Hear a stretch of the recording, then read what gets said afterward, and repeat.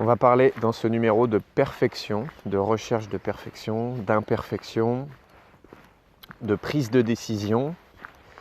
En fait, ça fait quelques jours là que j'ai vu une vidéo sur mon fil d'actualité Facebook d'une personne, d'un coach que je connaissais pas du tout. Et par curiosité, j'ai cliqué sur la vidéo pour voir ce qu'il faisait.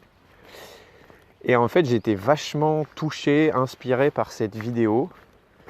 Et voilà, c'est un coach pas du tout connu, qui, j'ai l'impression, débute en tant que coach, qui a très peu de personnes qui le suivent, etc., etc. Et du coup, j'ai été inspiré par sa vidéo vachement authentique et vachement parlante pour moi. Et du coup, m'est venue une idée, je me suis dit, tiens, j'ai bien envie d'interviewer ce gars. Ça fait plusieurs semaines que je me dis, tiens, j'aimerais bien que dans mon groupe Facebook, d'ailleurs si tu n'es pas sur le groupe Facebook, arrête de sous-exister, vis ta putain de vie, je t'invite à nous rejoindre. Ça fait plusieurs semaines que je me dis, tiens, ce serait bien que j'interviewe des gens sur le groupe Facebook, ça changerait un peu. Voilà, c'est bien que j'apporte du contenu, mais c'est bien aussi, ce serait cool aussi que je fasse intervenir d'autres gens qui puissent présenter leur parcours, dire ce qu'ils ont appris dans leur vie, etc., etc. Et ça fait quoi, 10 jours que l'idée me trotte dans la tête. Non, une semaine que l'idée me trotte dans la tête.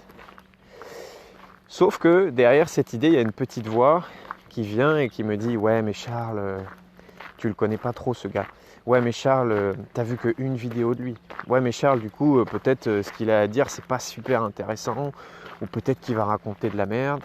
Ou peut-être que son message va pas coller avec certains du groupe ou plaire à certains du groupe. » Bref, toute une flopée de petites voix qui n'ont qu'un but, c'est que je ne passe pas à l'action et c'est que je cherche quelque chose de parfait. Et du coup, ça fait une semaine que je repousse de lui envoyer un message. Voilà, j'avais une envie, mon élan c'était j'ai envie de lui envoyer un message, déjà pour voir si lui ça le tenterait, pour voir ce qu'il aurait à exprimer, et voilà quoi. Mais comme j'ai ces petites voix qui me viennent et qui me disent oui mais c'est l'inconnu quoi. Parce que oui, concrètement c'est l'inconnu, et que je ne sais pas comment ça va se passer, je connais très peu de choses de cette personne, etc., etc.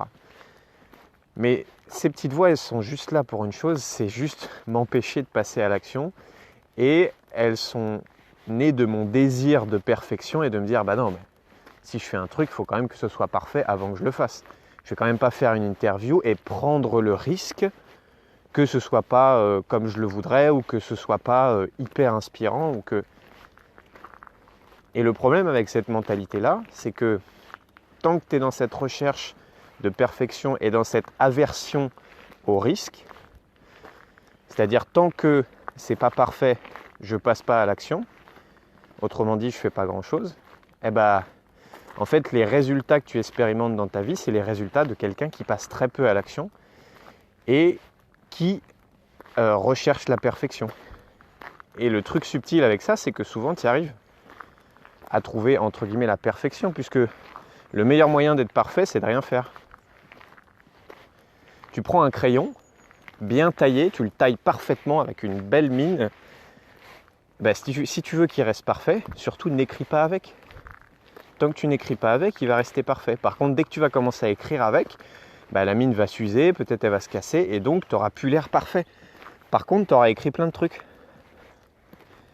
Et dans ces plein de trucs que tu auras écrits, il y aura du bon, il y aura du moins bon, etc., etc. Et donc, tout ça pour te dire que je sais que là, tout à l'heure, je vais envoyer un message à cette personne, je vais commencer à lui parler, même s'il y a de l'incertitude, même s'il y a du doute, même si je ne sais pas comment ça va se passer, en fait, je vais juste prendre le risque de me dire, ouais, peut-être qu'en fait l'interview, elle va être naze.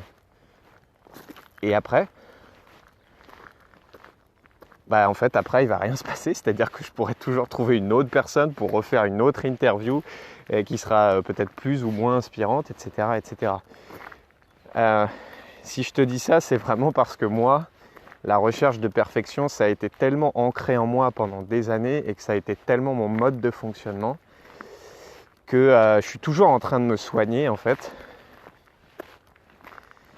Et c'est toujours, je n'en pas un combat, mais c'est toujours un apprentissage pour moi de repérer les moments dans la vie où je me sens attiré par ça et donc où j'évite de passer à l'action parce que le risque, j'étais pas habitué jusqu'ici. Voilà, j'espère que ça t'a parlé. C'est quoi les moments, toi, dans ta vie où justement tu as cette recherche de perfection et où tu évites de passer à l'action parce que ce serait risqué et qu'il y a de l'inconnu? Mets-moi ça en commentaire, ça m'intéresserait d'avoir ton retour là-dessus. À bientôt.